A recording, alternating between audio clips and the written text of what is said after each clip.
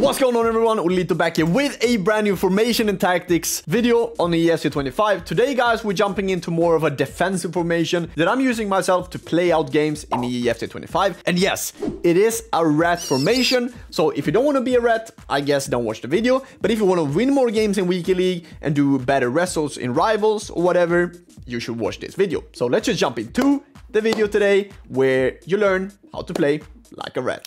So we start off with the team, and of course you might ask, Olle, what are you doing with your team? Why is Salah playing as a center midfielder? Why is Samba playing as a left back, Sissoko left mid? This is basically because the formation I'm going to talk about today is the 5-4-1 formation. Super effective in defense, and it's very hard to break down in this year's game. So starting off with the team, if I were to build a team with the 5-4-1 formation, I would like to have very fast wingers. So I'm just going to put everyone back into position. Of course, this is of course not a formation I want to start the game with. It's always a formation that I want to switch to later on when the game, maybe when I'm leading 2-1, 3-1, 4-3, whatever it is. If the margin is maybe by 1 or 2 goals and it's a very close game and you feel like your opponent is all over you, 5-4-1 is basically the formation you should play to play a game out, in my opinion, because it offers 5 defenders. You can step out with 1 center back and you still have a whole defensive line for the opponent to break through. You have your 2 center midfielders, you have your 2 wingers, and then you have a striker. So if I were to use a 5-4-1 formation, I would look to get very fast center backs. So Van de Ven is an option, Van Dijk is an option, Saliba is an option. If you go into concept players here, you will have a lot more players that are really good for this kind of formation. And as I say, I would like to look at defenders above 80 pace. So if we have maybe Romero, for example, cheaper options, because I know a lot of you guys want these cheaper options, could possibly be Van de Ven Gold. I think he's fantastic in this year's game. Bremer, really good. Marquinhos also really good. Tomori I wouldn't go for. I didn't really like him too much. We have Ledley King hero. We have Godfrey as well. We have Ibanez, new SPC. Schlotterbeck, Eden Militao. You have plenty of options. But one thing that I'm always going after, and Dragusin, by the way, he is an absolute beast. One thing I'm always going after when it's the center backs is they should have at least 80 pace. At least. But Van Dijk is, of course, I mean, a player that you should just play with. Even though he doesn't have 80 pace, he has the defending, he has the physique, but also has the aerial to help with corners, for example.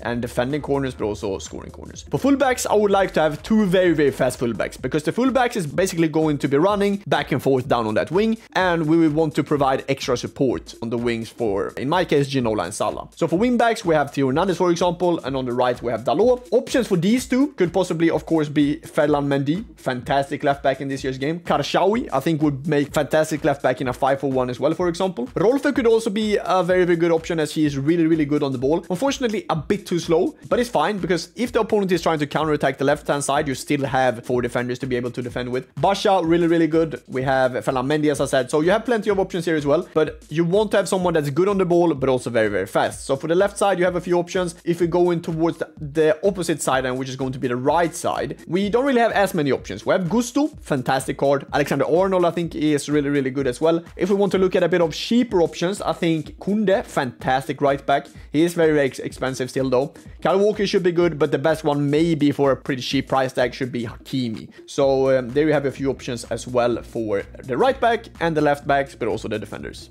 If we look at keeper quickly, I mean, keeper doesn't really matter too much. Just important, they need to have this playstyle in either silver or gold. Gold preferably. 1v1 close down, which means that the keeper is coming out very quickly. He's faster at coming out than other keepers that don't really offer this playstyle. If we look at midfielders then, you want to have, I would say, either one midfielder with some really good playstyles in terms of passing. In my case, this is going to be Sissoko's new Evo card. He is amazing. I absolutely love him. He has ping pass and long ball playstyle plus, but also offers that kind of defensive stability, because Valverde here is going to be a box-to-box midfielder. Of course, Valverde has the power shot plus, so we try to use him as much as we can to our advantage, as he is really good. So try to have a bit of a balance. I mean, Sissoko could go forward as well, but I would say he's more defensive. Valverde, kind of a box-to-box midfielder. If you look at the wingers, you want to have fast wingers with preferably a finesse shot on them or a Trivela, so you can perform these long shots, because in the end of the day, this is a formation that you're going to use when you want to defend the lead. So that's why I'm saying, my midfield is kind of defensive because Valverde is still a defensive kind of,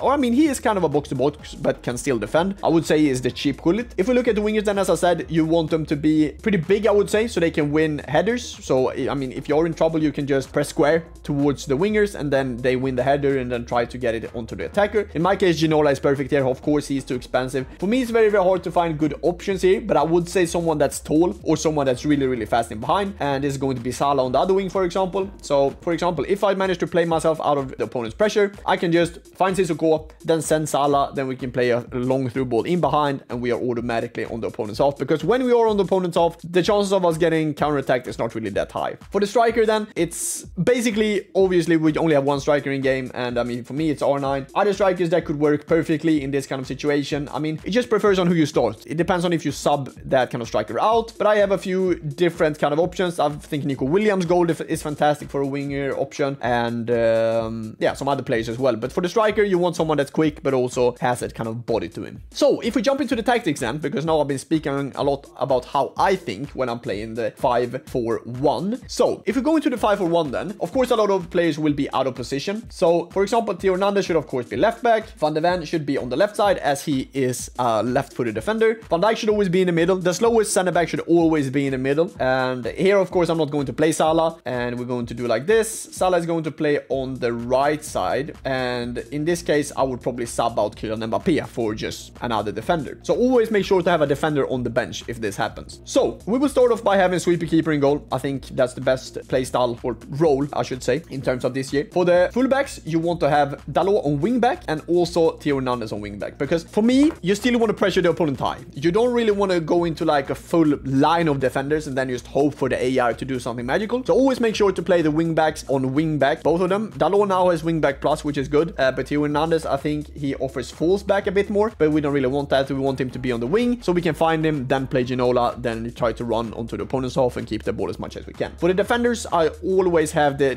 all these defenders on defender plus. I mean, you have the options of playing defender and stopper, but I think defender is the best one. It explains a no-nonsense center back who excels at the basics of defending, including maintaining the defensive line. Okay, coming into the more important kind of part of the team then. This is just personal preference, but I'm playing both my wingers on winger because I want them to be on the wing. I don't really want them to be on the inside of the pitch, because if you lose the ball on the wing, that's totally fine. But if you lose the ball in the middle of the pitch, that's when you're most vulnerable.